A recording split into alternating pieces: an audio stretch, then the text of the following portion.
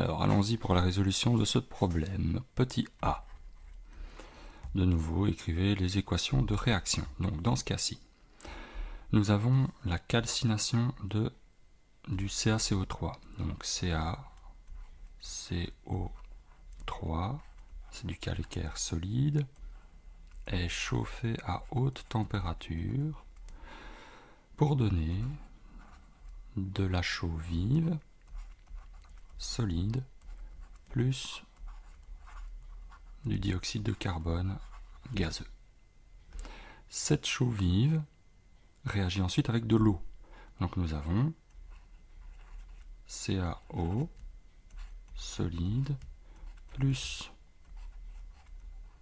H2O qui donne CaOH deux fois solide aussi, communément appelé chaux éteinte. Alors, au niveau de la pondération, c'est très simple. CaO plus CO2, ça donne bien CaCO3. CaO plus H2O donne CaOH deux fois. Pas de problème, c'est un coefficient stoichiométrique de 1 partout. Alors, que faire avec ce problème? Eh bien, je vais faire méthodiquement mon petit tableau d'avancement.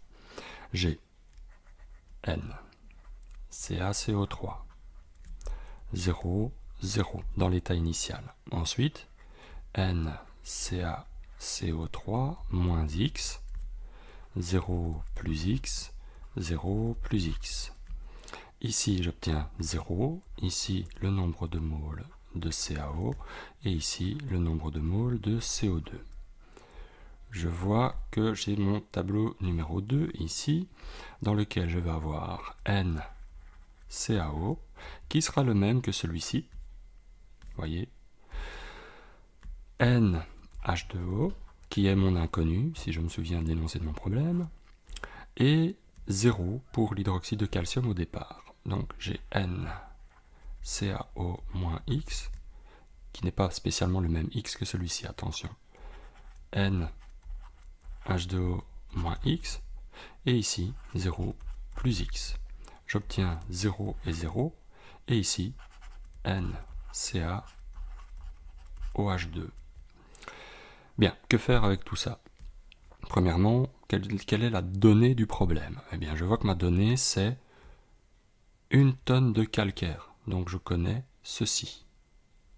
Alors, 1 tonne de calcaire, ça fait combien de moles, ça? Eh bien, j'écris NCaCO3 égale 1 tonne. Alors, 1 tonne, c'est 1 million de grammes. Donc, 10 exposant 6 grammes. Divisé par la masse molaire du calcaire. Alors, je l'aime bien parce que la masse molaire du calcaire, c'est 100 grammes par mole. Ce qui fait 10 exposant 2. 100, ça fait 10 exposant 2. Pourquoi est-ce que je note en notation scientifique? Parce que c'est beaucoup plus simple, puisque je fais 10 exposant 2. 10 exposant 6, il me reste 4. Et donc, mon nombre de moles, c'est 10 exposant 4 moles de calcaire au départ. Donc, je peux écrire ici, si je veux, égale 10 exposant 4 moles. Comme je sais que j'ai 10 exposant 4 moles ici de CaCO3, je sais que le X qui est là, dans ce premier tableau, vaut, puisque ceci est égal à 0, X égale 10 exposant 4 aussi. Ce qui fait que, comme NCaO est égal à X, je sais que ceci est égal à 10 exposant 4 moles aussi. Connaissant le nombre de moles de CaO que j'ai produit, je connais le nombre de moles qui est ici, et je sais que c'est égal à 10 exposant 4 moles. Donc, comme le X dans ce tableau-ci est égal au nombre de moles de CaO, je sais que le X ici vaut 10 exposant 4 moles. Donc, comme il est écrit ici NH2O moins X égale 0, donc NH2O est égal à X, eh bien je sais que le nombre de moles d'eau nécessaire est égal à 10 exposant 4 moles. Donc la quantité de matière nécessaire pour faire la réaction est de 10 exposant 4 moles. Bien, une fois qu'on est là, eh bien on nous demande le volume d'eau nécessaire. Alors, pour calculer le volume, eh bien, je dois passer par la masse d'eau. Donc, la masse d'H2O est égale à 10 exposant 4, c'est-à-dire la quantité de matière, N, multipliée par la masse molaire de l'eau. Et la masse molaire de l'eau, c'est 18. Ce qui me donne 18, 10 exposant 4 grammes. Alors, 18, 10 exposant 4 grammes, ça veut dire 18,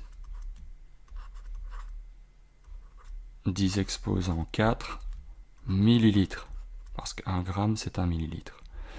Bon, si je veux le ramener en litres, ça fait 18, 10 exposant 1, donc 180 litres d'eau sont nécessaires pour traiter une tonne de calcaire. Problème terminé.